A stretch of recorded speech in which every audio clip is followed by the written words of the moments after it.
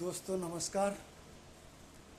आज महेश पंडित जी की तरफ से आपको राधे राधे और आप कुशल मंगल होंगे, यही मैं भगवान से प्रार्थना करता हूँ और आगे भी रहें। भैया जी, आज हम बात करते हैं कि अपनी बच्ची हो या अपना बच्चा हो, उसकी जब शादी होती है तो हम गुण दोष मिलाते हैं। तो गुण होता क्या है? हर कोई कहता है अरे गुणवर्ग नहीं मिले। गुणवर्ग क्यों नहीं मिले, कैसे नहीं मिले, इस बात पर आप हम चर्चा करते हैं शास्त्र के अनुसार। और इनको हम गणकूटम कहते हैं। क्या कहते हैं? गणकूटम। और ये 3 प्रकार के होते हैं। पहला देवता, दूसरा राक्षस और तीसरा मनुष्य। जब हम शादी और विवाह जन्म कुंडली के अनुसार करते हैं तो हमको सबसे पहले गण देखने पड़ते हैं और उन गणों की संख्या, यदि लड़का की और यदि लड़की की एक ही गण हो, चाहे वो राक्षस गण हो, चाहे वो मनुष्य गण हो और चाहे वो देवता गण हो, उनमें सदैव मैत्री रहेगी, मित्रता रहेगी। कभी आपस में झगड़ा नहीं करेंगे, प्यार रहेगा। और यदि एक की राशि का गण मनुष्य हो गया और एक की राशि का गण देवता हो गया तो उस वर कन्या में दोस्ती रहेगी, क्योंकि भक्त और भगवान कभी लड़ते नहीं, इसलिए उनमें दोस्ती मित्रता का व्यवहार रहेगा। मित्रता का व्यवहार रहने से घर में सुख शांति रहेगी, जीवन यापन होगा और परिवार सुख में रहेगा। कभी एक दूसरे में झगड़ा नहीं होगा और दोनों मिलकर अपने परिवार को आगे बढ़ाएंगे। और देवता देवता तो पूरा संसार ही चलाते हैं।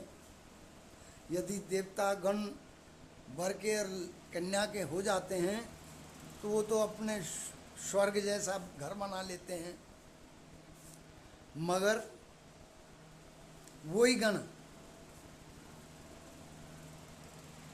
एक में से अलग हो जाते हैं, कन्या का या वर का, राक्षस और देवता अलग अलग हो जाते हैं। तो आप जानते हो कि सदियों से हर युग में राक्षस और देवताओं में झगड़ा होता रहा है। कभी देवता राक्षसों के ऊपर, कभी राक्षस देवताओं के। इसी तरह एक दूसरे में, पति पत्नी में राक्षस और देवतागण होने से लड़ाई झगड़े रहते हैं और उनका जीवन कष्ट में, लड़ने झगड़ने में ही निकलता है। कभी ज़्यादा और कभी कम, कोई जीत और कोई हार। और यदि वही गण राक्षस और मनुष्य में हो, राक्षस और मनुष्य का हो, तो वर और कन्या के यदि एक का राक्षस गण है और एक का मनुष्य गण है तो राक्षस मनुष्य को खा जाता है।